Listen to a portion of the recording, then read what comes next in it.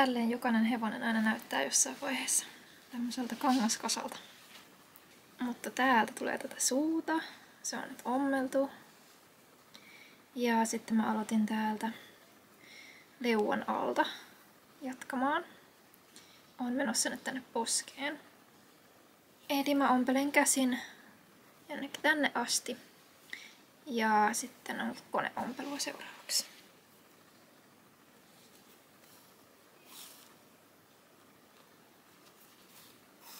Tässä käsin ompelussa saa olla tarkka, että tekee tarpeeksi tiivistä ommelta.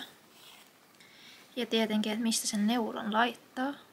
Että vaikka näissä keppareissa mä en käytä saumavaraa eikä yleensä käytetä, niin siinä pitäisi silti olla jonkun verran sitä kangasta mukana.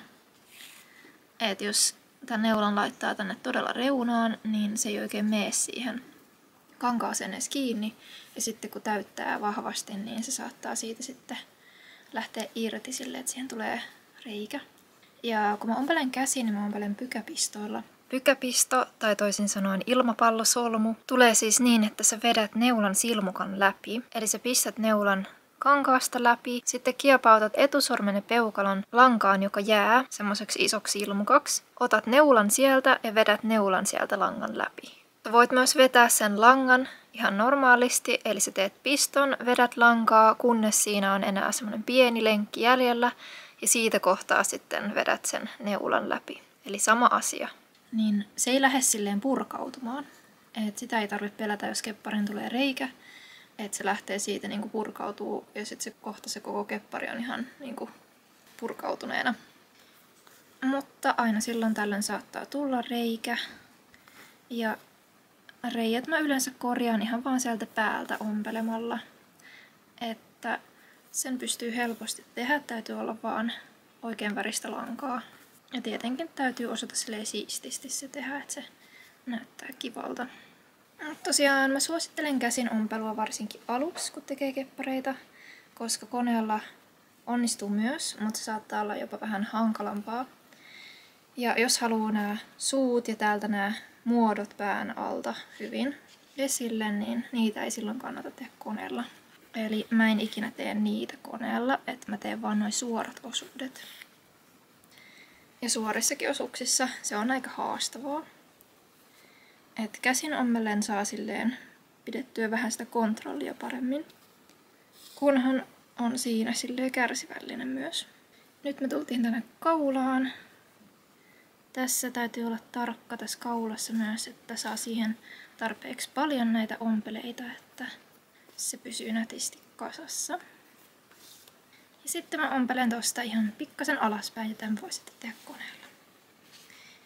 Eli mä jätän tähän tällaisen hännän, että mä saan sen sitten pääteltyä aikanaan. Eli nyt on tää toinen puoli tehty täältä, ja sitten olisi tää toinen puoli. Eli mä aloitan sillä, että mä pistän neulaa ja lankaa siihen tuplasolmun. Mä laitan tuplasolmun silloin, kun mulla ei ole täällä mitään tällaista häntää, eli vanhaa lankaa, millä mä voisin solmia sen tämän uuden langan kanssa, niin silloin se vaan jää tähän se solmu. Eli tuohon mä laitan sen, siitä mä aloitan. Mutta nyt ensin pistetään nuppineulat tänne keskipalaan. Eli mulla on täällä apuviivoja. Ja nuppineulalla, kun mä laitan suoraan tähän keskelle sen, niin mä kohdistan sen tuonne toisen puolen apuviivaan. Ja silleen mä saan keppareista sitten suorat. Se varmistaa sitten sen suoruuden. Ja kannattaa käyttää aika reilusti niitä apuviivoja, varsinkin jos on hankala saada suoraan. Mutta kannattaa muistaa myös, että jos ne kepparin palaset on leikattu vähän epähuolella, esimerkiksi tämä keskipala on jotenkin vino, tai sitten nämä pääpalat ei ole yhtäläiset, niin sekin sitten aiheuttaa sitä vinoutta, että vaikka kuinka tarkkaan ompelis. Että siinäkin täytyy olla tarkka.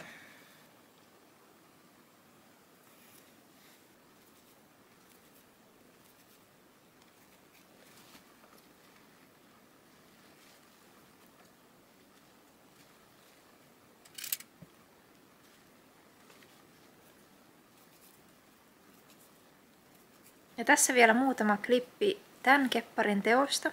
Tosiaan kun pää oli ommeltu, niin sitten mä käänsin sen, täytin, Ompelin kiinni korvat, harjaa ja merkkejä ja sitten silmät ja sieraimet.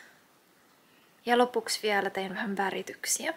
Tää oli tosiaan tilausheppa ja sillä oli tilattu mukaan tällaiset varusteet myös. Eli tällaista tällä kertaa. Kiitos kun katsoit videon ja nähdään taas ensi videossa. Moikka!